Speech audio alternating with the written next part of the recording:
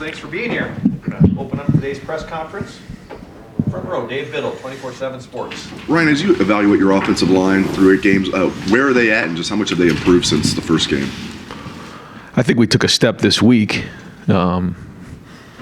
Where we go from here, we'll see. But I thought, we ran off the ball better. I thought we got good movement. I thought, Trey ran hard, and that combination of things really helped and boosted our run game. So, we'll see where that takes us on Saturday against Rutgers. But we want to be playing our best football here down the stretch, and that's a big part of what we've been focusing on. This time of year, you want to be enhancing the things you're doing well, and improving the things that you feel like you need to improve on. That's been an area for sure, but there was definitely a step in the right direction. Does Trey give you guys that maybe you don't have without him? Trey gives us the ability to hit home runs. Trey's very competitive. He's versatile. He can do a lot of things in the passing game and the run game.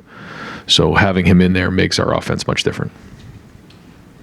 Third row right, Dylan Davis, Delaware Gazette. Kind of building on that Trey question, so given that he gives you the ability to hit home runs in an otherwise struggling run game, is it important that you give him those 24 carries or whatever he got against Wisconsin, given that you can maybe change the game with one run where you're not generating a consistent run game? I guess you know what I'm saying there. Tim only gets 3 questions. He was late for the press conference today, so he only gets 3.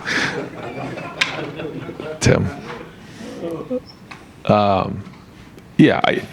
I think we always have to find ways to get Trey the ball. Our playmakers, whether it's, again, in the run game, pass game, across the board. And I think he ran 24 times in this game, and that was a healthy bit for him, especially, coming off of a couple week, time where he wasn't on the field. And but we worked hard the week before to get his wind up, so he was able to do that. And real quick on Emeka, is he still online? Yeah, we're expecting him to practice this week. He was available for the game on Saturday. We just didn't feel like he was quite where he needed to be, and had a bunch of guys step up for him. But looking for a full day of work here today, and then a full week, and then going in. We want him to be full go. But he was ready, and he's working hard. He's a tremendous young man. I mean, just the attitude he's had, that he wants to get on the field. And, he's forced, others to pull him back. And that's the attitude you want to have. And that, is a great sign for your team when guys are just fighting to get back on the field. And he's one of them. Stephen Means, Cleveland.com. A little bit more on Trey. You guys made a concerted effort to get him going in the pass game as well in that second quarter. What does he give you? And when you're trying to get the running backs involved in the pass game, but you're also trying to get the tight ends involved in the pass game, do they kind of take away from each other when you're trying to get the ball spread around more? Well, you have the matchups that are the most noticeable, which is the receivers and the corners, and then you have different zones and man that you got to identify. But ultimately, what you're trying to do is space it out versus zone and win against man-to-man. Our tight ends, you've seen Cade do some different things when he's got matched up that in a favorable matchup that he's won on, and you've seen our running backs do the same thing, and all of our guys do really well out of the backfield, but you can see certainly the explosiveness of Trey when he's out there, and that's just not something that's happened in this past game. He's done that in the past too. He's got big catches. I think his first big touchdown in Minnesota was a screen pass. He caught a big one against Maryland last year, so he's always been a weapon out of the backfield. Kyle, I know you're not going to divulge if he's injured or not, but if you're dealing with a lower body injury as a quarterback, how can that impact you as a thrower? Well, this time of year you're going to have, everybody does. You have things that bumps and bruises and things, and there's a difference between hurt and being injured. And another example of a guy who really fought through it and showed toughness in that game, and that's once you get in November, that's what's going to happen. You got to play depth, and guys got to work through those type of things, and those you talked about some different guys already today, but there's a handful of guys that was that way, and he showed his toughness in that game. So that's why we had to get back in here, get healthy this week, and have a great week of practice. Right behind him, Andy Andrews, London Warriors. Yeah, you talk about, this run that you're going to go on here in November. It's something, you brought up since the end of the Wisconsin game. Just what have you learned through your first few years as a head coach about November, maybe that's different, that you've taken and you can now apply to, these late season runs? Well, I just think the biggest thing is every week there's issues that you have to address. And like you said, you learn every year different things. You learn so much. You have to, take a self-assessment after every season and figure out the things that you did well and the things you got to improve on, the things you learned, and you got to get them fixed. And I think, as you look at this season, we've said we want to play our best football in November because, that's where the biggest games are. So it's been a constant build. That's been the message. But along the way, you got to win every game. So what does that mean after a game and you win? You have to identify the issues because they're there, whether you win or lose, and get them fixed so that when you get down the road, you're at full capacity. Tony Girdman, Buckeye Huddle. Ryan, with respect to the injury policy, what's the timeline on Devin, if you can update anything there? Again, it's hard for me to talk specifics, but, we're expecting Devin to practice today. In what capacity, we'll see. But, we're going to see him out there today. And then what are you missing when you don't have a Mecca? Mecca is a warrior. He's productive. He's tough. He's a great leader. He does a lot of things for us. That being said, I think Xavier Johnson has done a really nice job stepping in. I feel like Julian has stepped up in other ways, not just in the passing game. And certainly Marvin has done a great job. Cade, the guys have stepped up when he hasn't been out there. But having him back does open up a lot of different things for us. And, it's well documented, his production since he's been here. And, again, when we have all of our guys out there, we're full of capacity, then, we're the most dangerous. But that doesn't mean we haven't got a bunch of guys that stepped up and they've kind of found different roles. And you could see a little bit of that kind of showing itself on Saturday night. Rob Aller, Columbus Dispatch. Ryan, how did Kyle grade out? He had some, really good snaps. He, if you were grading whatever number of plays, there was a lot of pluses there. The thing that's hard about a quarterback is, one play can ruin your whole day. And there were some critical errors in there that that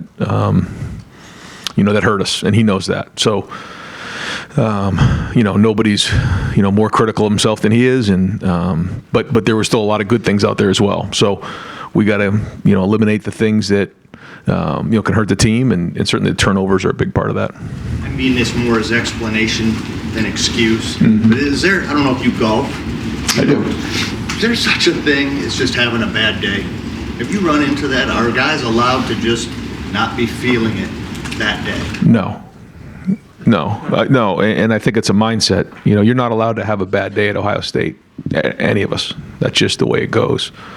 So I say all the time, on your bad days, you have to at least be average, at the very least, if not better than that. On your average days, you got to be really good. On your good days, you got to be great. And I think playing quarterback is similar to playing golf. What I mean by that is each individual play, each individual shot is affected by the last play or the last shot because of where you are situationally, but it has nothing to do with anything. The only thing that matters is that singular play. But, if you hit the ball in the water on the 18th hole, you can ruin the whole 4 days of golf in the PGA. Well, it's the same thing playing quarterback. And so I tell those guys all the time that they should play golf because sometimes you have to manage the round.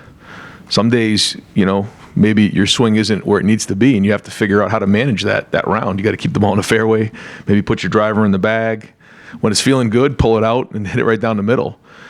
There's a lot of parallels there, and I think you see a lot of quarterbacks who play golf. There's some of that goes on, and so I have suggested in the offseason for those guys to play a little golf. I think it makes sense, but yeah, to answer your question, there's how many 80 some odd shots or 70 shots depending how good you are at golf. And, each shot is its own individual shot. It's the same thing when you're playing quarterback. Each play is its own individual play, and you have to play that play. You can't let the last one have an impact on what you do on the next one. Reach that too. In the off season, yeah, we talk about that. Yeah, just, and even now, you can't let what happened in the last play because there's a lot of variables. And, if you're sitting there letting that play hurt you on the next one, then now you're really hurting the team. So I think if you were looking at the positives there in the second half, Kyle was able to move on and really even, have a voice there in the last drive telling me if we turn this into a 2-score game, we put these guys away. And so that was all positive there, that he was able to move on from that, because some guys struggle with that. They can't quite get over what just happened. And all of a sudden, one bad play makes a bad day, and now you're in trouble. So I thought that was good in terms of his resilience. Andy Backstrom, Letterman Row.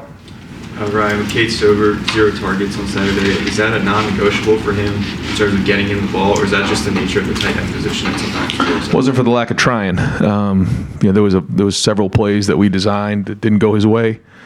Sometimes that does happen. But he played a great game. He was battling through that whole entire game, and he he's another warrior there now. I mean, just unbelievable captain, great player, and we're always going to try and find ways to get him the ball. What's the tight end depth beneath him and G right now for you guys? Yeah, G. Scott is the 2 right now, and then after that, some inexperience. So, going to work a bunch of guys this week and. Possibly get them in the game so that, as we head into, the home stretch here, guys have some game experience. You've seen us use different guys in that spot. We've been in 10 personnel. We've been in personnel. We bring Luke Montgomery into the game to be an extra tight end. So we have a couple different options there, but we'd like to build that depth as well.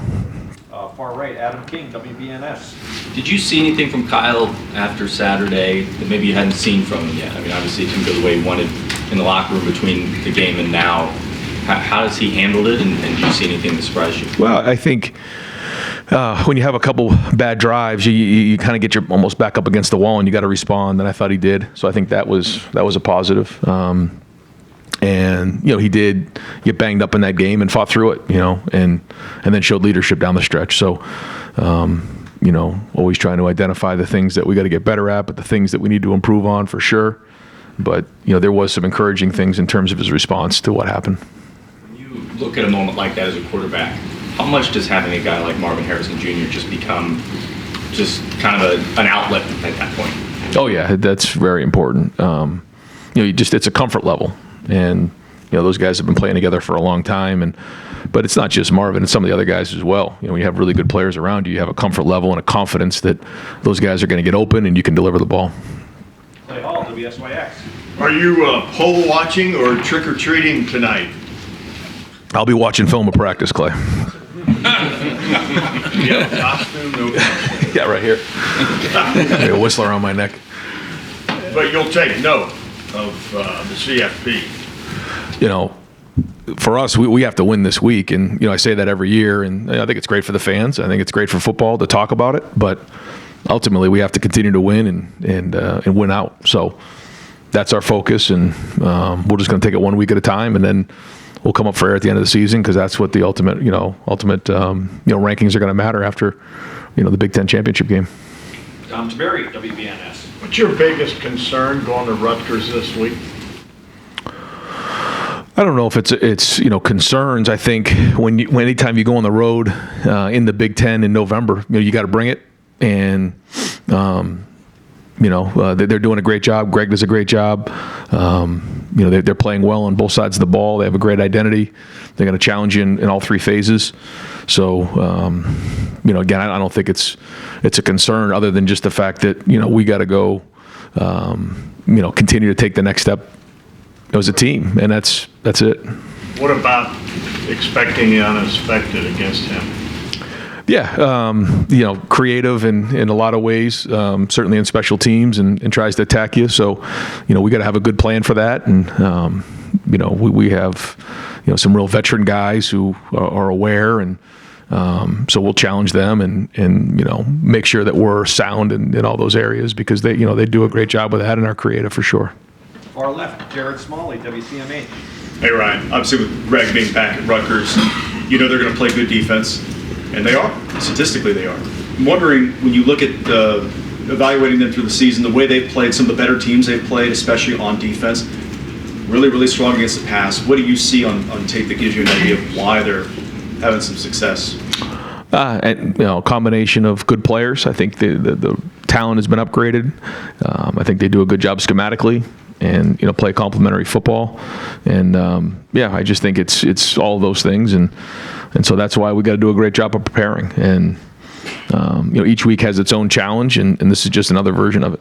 When you guys recruited Davison, was the hope that it was the pitch, hey, you get to play against your brother? No, but no, he and his family, and they've it's been such a great addition to our program having Davison here. Just his competitiveness, the way he comes to work every day. He's a pro, and we're awful glad that he joined us. Right in front of him, Nathan Baird, Cleveland.com.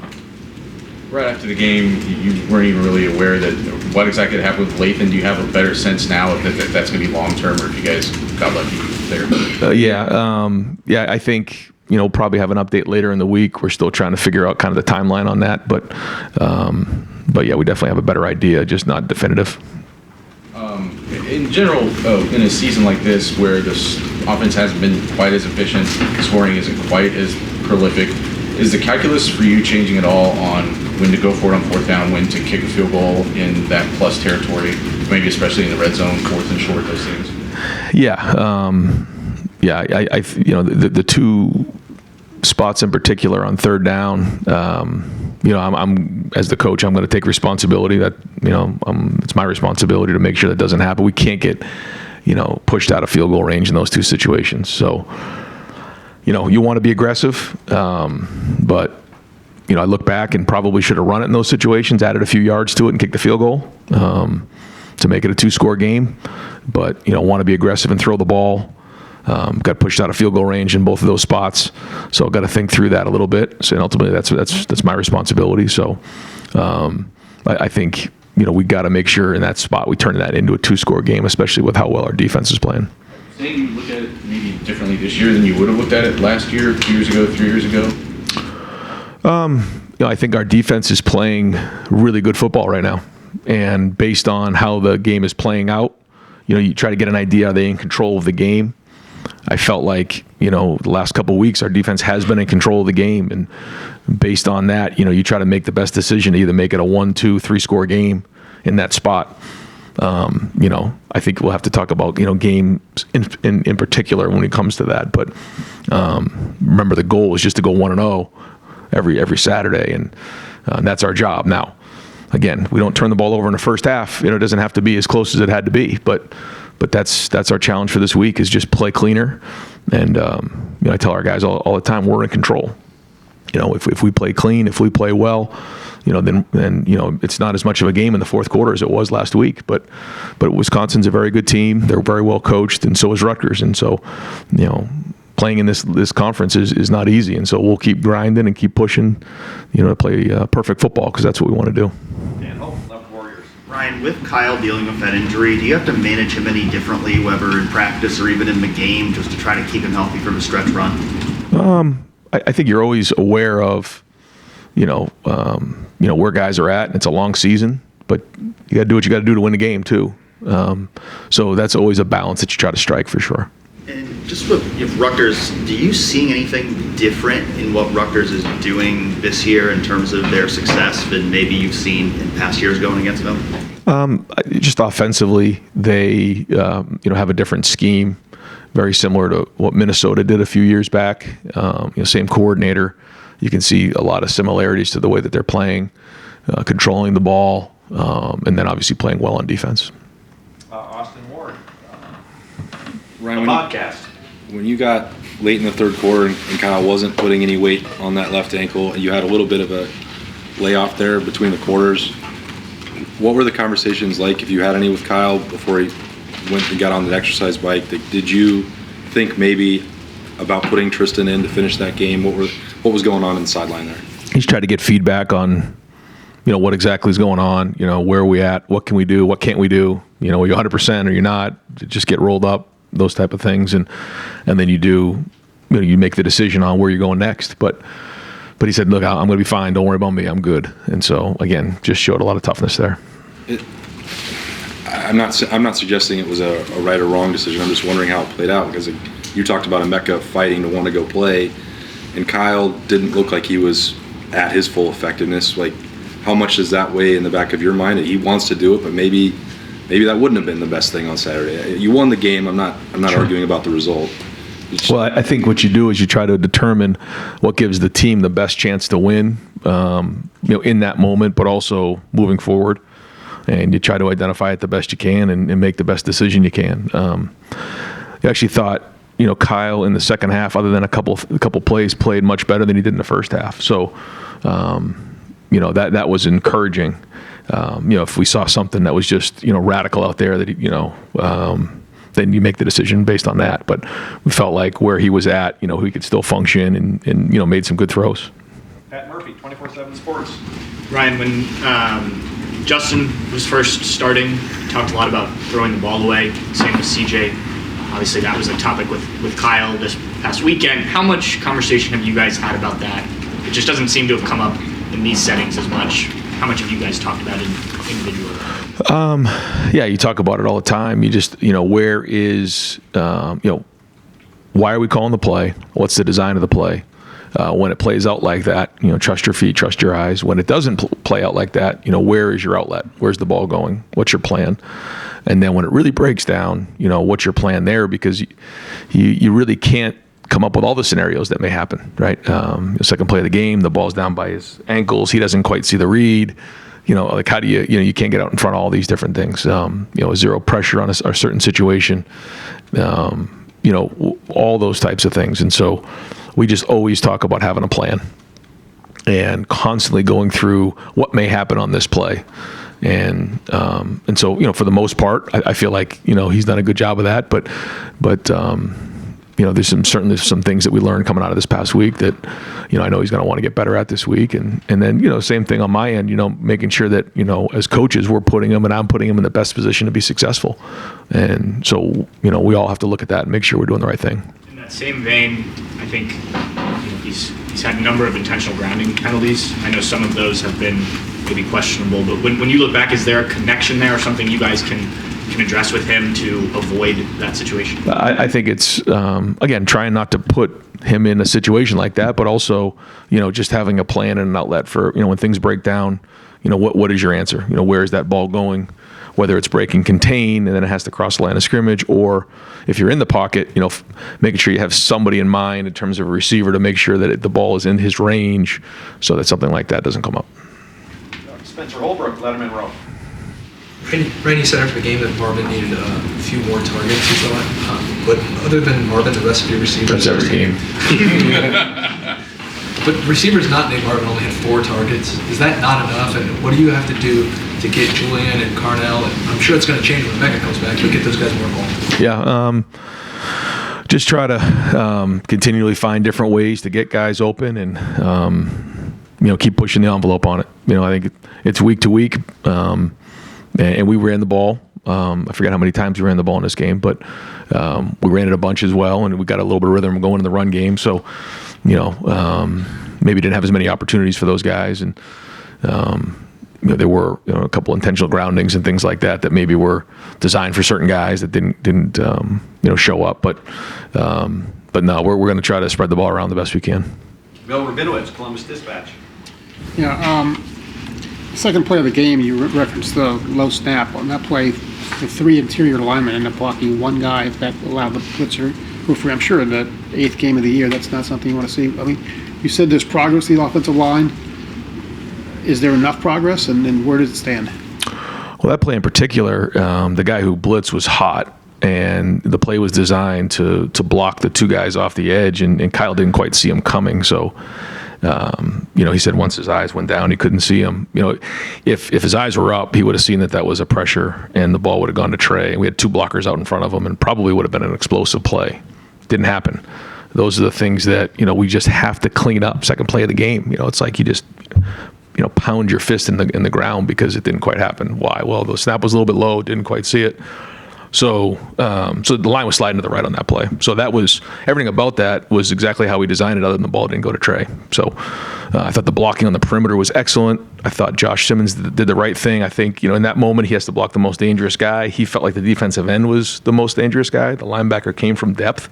So I thought he made the right decision there. Sometimes linemen will get nervous and say, well, I gotta squeeze inside and let the defensive end go. He didn't. I mean, he really did a nice job. The line was sliding to the right there. You can see the end drop. We were hot in that situation and didn't quite execute it. So that play in particular, we got to execute better. I thought the design was right. Everything was being executed. We just didn't get it there. So between Carson and Kyle, we just got to get that right. But just to answer your question overall, yeah, I mean, every play you can look at and try to, identify, where the faults are, and there's enough to go around. There's some good things for sure, and some things we got to get better at. But I just think overall, when you look at how we blocked in this game, certainly in the run game, there was a lot of progress. Some things in the pass game, we guys certainly have to get better at. Do you have an update on Mayan? Yeah, I do actually. Yeah, Mayan's actually going to be out for the year. So, feel really, bad for Mayan that, he's not going to be able to play.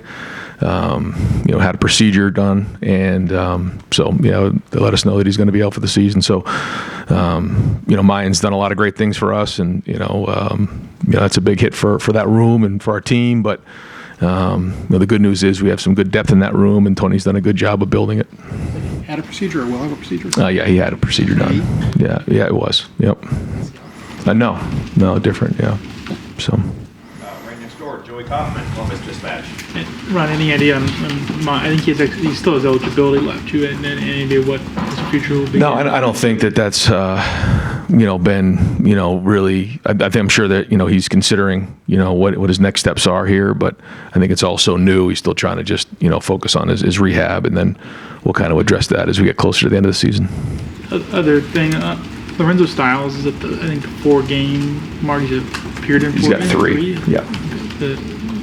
But what's any idea what the plan is for him this year? Because I guess he's got one more game to play in. The plan is for him to play in one more game, and then kind of go from there. So we just felt like if we needed him and there was an emergency that we were going to put him in the game. Other than that, we were going to try to hold this year for him to learn the position, get better, play in those 4 games, and then keep that red shirt. Right next door, Tim May on 3, Letterman Road. Thank you, Jerry. Sorry about being late, by the way. Sorry, Ryan. Number one, is there a knack to running an end around, jet, whatever you want to call it? And does it look like Xavier Johnson, looking for the cut up? I mean, I think it's key there. Yeah.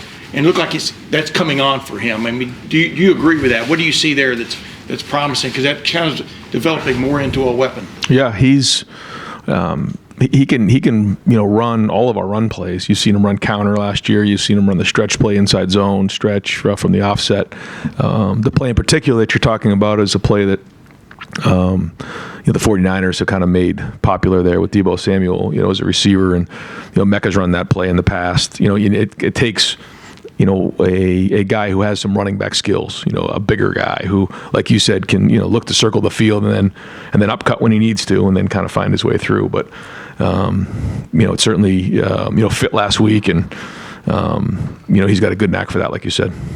And as you look around the country, I mean, Debo Sweeney kind of went off on a caller, like on his college show last night or night before last, whatever. But the pressure he's feeling. Can you explain the pressure that you're feeling right now with an unbeaten team, probably ranked 1 or 2 or 3 in the college football playoff rankings tonight, et cetera, and you're sitting there answering questions mostly about stuff that could be better.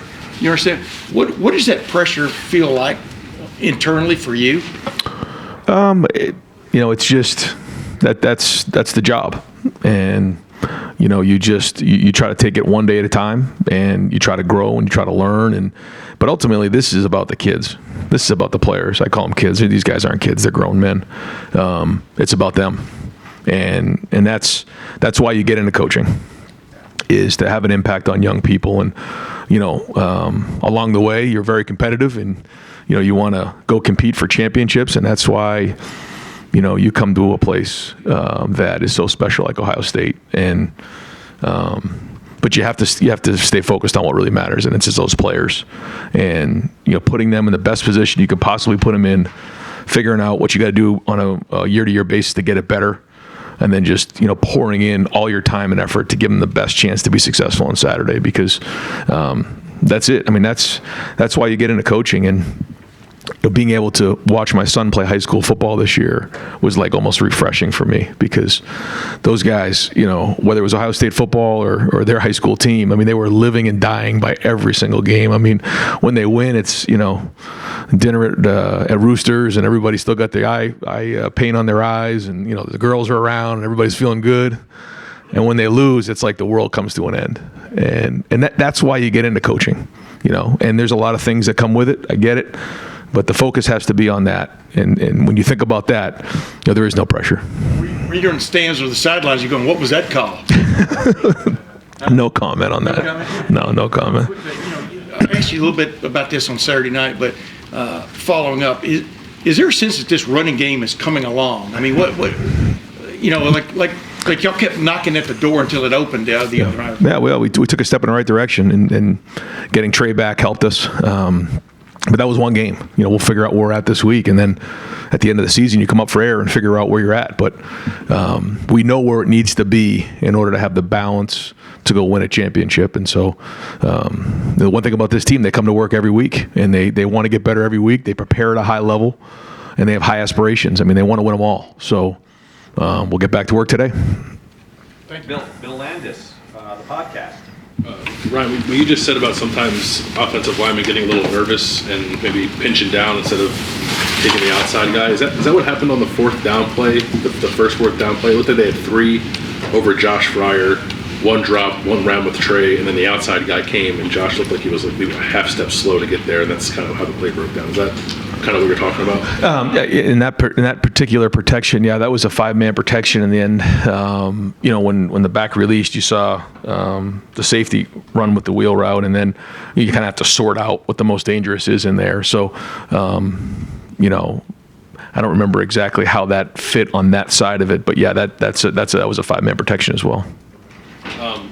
For any, developing quarterback, not Kyle specifically, anyone you work with, what is the balance between wanting to play fast, react quickly, make quick reads, but not allow yourself to get sped up in a way that impacts your mechanics and perhaps your accuracy? Yeah, it's one of the things that I talk about all the time with those guys is finding the speed of the game.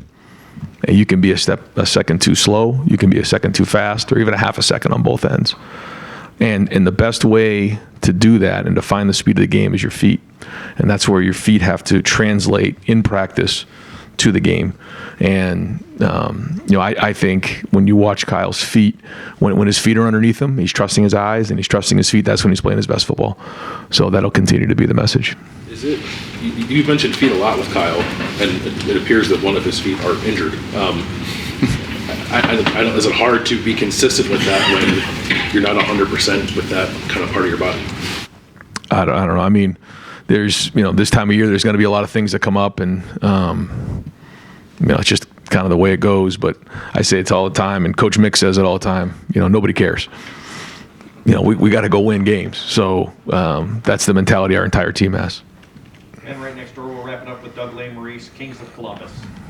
Right, you talked about this a little bit. You guys are averaging like 33 points a game offensively this year, only giving up 10. Most of your tenure, you guys are scoring in the mid-40s, but the last several years, you're giving up points in the 20s. Just what's the process of, it's a little bit of a different game. You talked about it some, but just what's it been like for you guys understanding what this team is and then how that may or may not affect decision-making, how you coach it, stuff you do during a game? Yeah, well, I think the goal is always to score as many points as you can on offense. So that hasn't changed. I think early on, when you have some new faces in there, maybe you're trying to build as you go. But then when you find yourself in, we've been in some top 10 matchup games, some top 25 matchup games where, you got to do everything you possibly can to win those games. And then, we're looking to continue to build as we go.